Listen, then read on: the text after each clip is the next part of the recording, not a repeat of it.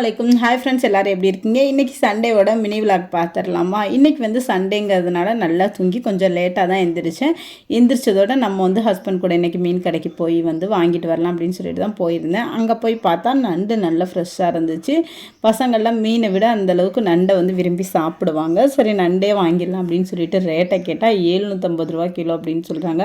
அப்போவே தலை ஒரு மாதிரியாக சுற்றிருச்சு.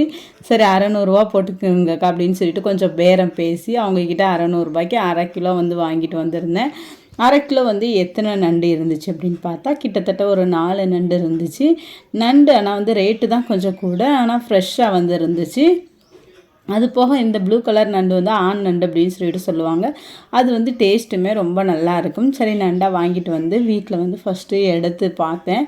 எத்தனை இருக்குது, நல்லா இருக்கா அப்படின்னு சொல்லிட்டு நல்லா தான் இருந்துச்சு. அதுக்கப்புறம் சரி நண்டை எடுத்து வச்சுட்டு மற்ற வேலைகளை வந்து பார்க்க ஆரம்பிக்கலாம் அப்படின்னு சொல்லிட்டு நண்டை வந்து ஒரு கவரில் வந்து எடுத்து வச்சுட்டேன். ஃபஸ்ட்டு வந்து நண்டை வந்து க்ளீன் பண்ணிவிட்டு அதுக்கப்புறம் வந்து குழம்புக்காக கொஞ்சமாக வந்து தேங்காய் வந்து கட் பண்ணி எடுத்துக்கலாம்னு சொல்லிட்டு தேங்காய் தான் வந்து கட் பண்ணுறேன். இந்த மாதிரி நீங்கள் வந்து நண்டு குழம்பு செஞ்சு பாருங்கள், டேஸ்ட் வந்து ரொம்ப சூப்பராக இருக்கும். இதுக்கு வந்து ஒரு அரை மூடி அளவுக்கு வந்து தேங்காய் வந்து நான் கட் பண்ணிக்கிட்டு இருக்கேன். தேங்காய் கட் பண்ணும்போதே பக்கத்தில் வந்து நம்மளுடைய ராக்கெட் அடுப்பில் வந்து சோறையுமே போட்டுடலாம் அப்படின்னு சொல்லிட்டு சோறையுமே போட்ட ஆரம்பித்தாச்சு. ஸ்கூல் டைமில் வந்து நம்மளுக்கு வந்து விறகு அடுப்பில் வந்து சமைக்கிறதுக்கு வந்து அந்தளவுக்கு டைம் இருக்காது. அதனால் கேஸ் அடுப்புலேயே தான் சமைப்போம். இன்றைக்கி ஃப்ரீயாக தானே இருக்கும் அப்படின்னு சொல்லிட்டு சோறை வந்து இந்த ராக்கெட் அடுப்பில் போட்டு விட்டாச்சு. இப்போ போட்டு விட்டுட்டு நம்ம வந்து நண்டும் க்ளீன் பண்ணியாச்சு, தேங்காயுமே கட் பண்ணி எடுத்தாச்சு. கிரேவியை ஃபஸ்ட்டு தாளித்து விட்டுடலாம் அப்படின்னு சொல்லிட்டு அதுக்கு தான் வந்து சட்டி அடுப்பில் காய வச்சுட்டு ஒரு 2-3 ஸ்பூன் அளவுக்கு நல்லெண்ணெய் சேர்த்துருக்கேன். நல்லெண்ணெய் சேர்த்து செய்யுங்க, டேஸ்ட் ரொம்ப சூப்பராக இருக்கும். அது கூடவே நான் வந்து ஸ்பைசஸ்லாம் சேர்த்துட்டு கொஞ்சமாக கருவேப்பிலையும் அதுக்கப்புறம் வெங்காயம், சின்ன வெங்காயம் தான் சேர்த்துருக்கேன்.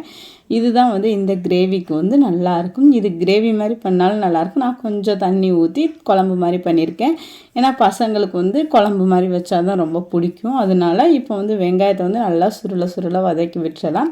வெங்காயம் நல்லா கலராகி சேஞ்ச் ஆகி வந்ததுக்கப்புறம் ஒரு அரை ஸ்பூன் அளவுக்கு வந்து இஞ்சி பூண்டு பேஸ்ட் வந்து சேர்த்துருக்கேன்.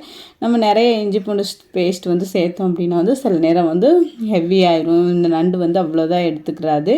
இப்போ அது கூடவே காரத்துக்காண்டி வந்து அரை ஸ்பூன் அளவுக்கு வந்து தனி மிளகாய்த்தூள் சேர்த்துருக்கேன். மிளகாய்த்தூள் சேர்க்கும்போது அடுப்பை கொஞ்சம் லோவில் வைங்க, அப்போ தான் கலர் கரெக்டாக இருக்கும். இல்லைன்னா வந்து கரிஞ்சு போயிடும்.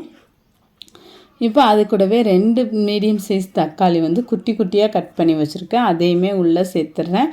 உள்ளே சேர்த்துட்டு இப்போ வந்து குழம்புக்கு தேவையான மொத்த உப்பையுமே நான் வந்து சேர்த்துக்கிட்டேன். ஏன்னா தக்காளி வதங்கும் போது கொஞ்சம் உப்பு சேர்த்து வதக்குனா சீக்கிரம் வதங்கிடும். இப்போ நம்மளுடைய தக்காளி நல்லா வதங்கி எண்ணெய் வந்து பிரிஞ்சு வந்துருச்சு. இப்போ நம்ம கட் பண்ணி க்ளீன் பண்ணியிருக்கேன் நண்டை வந்து உள்ளே சேர்த்துக்கிறலாம். நண்டை வந்து நான் எப்போதுமே குழம்பு வைக்கும்போது இந்த மாதிரி போட்டு 2 வதக்கிட்டு தான் வைப்பேன். சில பேர் வந்து வதக்க மாட்டாங்க, டைரெக்டாக வந்து குழம்பு மசாலா வந்து உள்ளே சேர்த்துருவாங்க. நான் இந்த மாதிரி வதக்கிட்டு தான் வந்து மசாலாக்களை வந்து உள்ளே சேர்ப்பேன். இப்போ இதுக்கு வந்து என்னென்ன மசாலா வந்து போட்டிருக்கேன் அப்படின்னு சொல்லிட்டு பார்த்துடலாம். நான் வந்து அரை ஸ்பூன் அளவுக்கு வந்து கரம் மசாலா வந்து சேர்த்துருக்கேன். கரம் மசாலாக்கு அப்புறம் இப்போ வந்து குழம்பு மிளகாய்த்தூள் தான், கறி மசாலா இது வீட்டிலையே அரைச்சது, இது ஒரு அரை ஸ்பூன் சேர்த்து நல்லா வந்து இதை வந்து பெரட்டி விட்டு தரலாம். மஞ்சள் தூள் வந்து நான் வந்து சேர்க்கலை, ஏன்னா வந்து இந்த குழம்பு வந்து ரெட் கலராக இருந்தால் பார்க்க கொஞ்சம் நல்லாயிருக்கும் அப்படிங்கிறதுக்காக. இப்போ வந்து தண்ணி பால் வந்து எடுத்து வச்சுருக்கேன், அதை வந்து ஃபஸ்ட்டு உள்ளே சேர்த்துட்றேன்.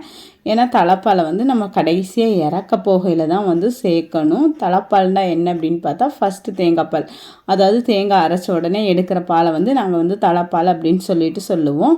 அந்த பாலை எடுத்து உரமாக வச்சுட்டு மிச்சம் இருக்க பாலை தான் இந்த தண்ணி பால்னு சொல்லுவோம். அது கூடவே காரத்துக்காக ஒரு 3 பச்சை மிளகாய் வந்து போட்டுக்கிறேன்.